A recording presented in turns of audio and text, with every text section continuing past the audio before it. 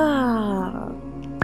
తుమ్ము గాని, ఆవలింత గాని వచ్చినప్పుడు ఏం చేయాలి? మన ప్రవక్త గారి సున్నతులతో తెలుసుకుందాం. హదీస్ సహీ బుఖారీ 6 అల్లాహ్ సుబ్హానహు తాలా తుమ్ముతో ఇష్టపడతారు, ఆవలింపును అసహ్యించుకుంటారు గనుక మీలో ఎవరైనా తుమ్మినచో అల్హమ్దులిల్లా అనాలి.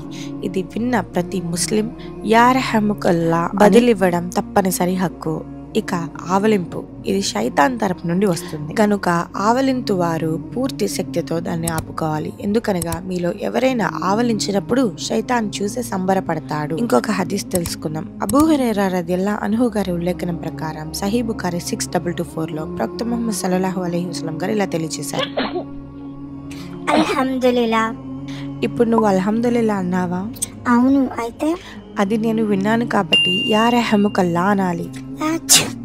మళ్ళీ తుమ్మావు కాబట్టి నువ్వు ఇలా అనాలి, యహదీకుముల్లా వయుస్లిహు బాలంకు అని అనాలి. నాకు ఇంకో డౌట్.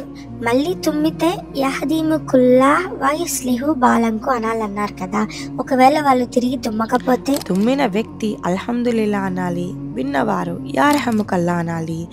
ఒకవేళ మళ్ళీ తుమ్మితే యహదీకుముల్లా వయుస్లిహు బాలంకు అనాలి.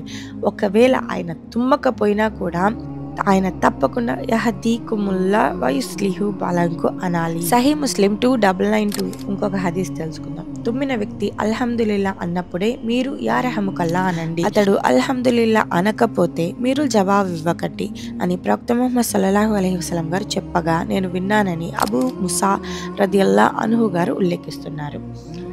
ప్రవక్త ముహమ్మద్ సల్లల్లాహు అలైహి వసల్లం గారు తుమ్మినప్పుడు చెయ్యిని లేకపోతే చేతి రుమాలును మూతి మీద పెట్టుకొని చాలా తక్కువ స్వరంలో తుమ్మేవారు అని అబూ హురైరా రదియల్లాహు అన్హు గారు ఉల్లేఖించారు. త్రిమిది 2745, అబూ దావుద్ 5029. ఈ వీడియో ద్వారా మనం ఏం తెలుసుకున్నాం? తుమ్మిన వ్యక్తి అల్హమ్దులిల్లా అన్నది విన్నవారు యా రెహముకల్లా అనుట పుణ్యము. అల్హమ్దులిల్లా అనుకున్నట్లయితే జవాబు ఇవ్వడం అవసరం లేదు. ఆవలింపుని ఆపడం చాలా మంచిది. ఆవలింపును ఆపలేని స్థితిలో చెయ్యి అడ్డం పెట్టుకొనుట మంచిది.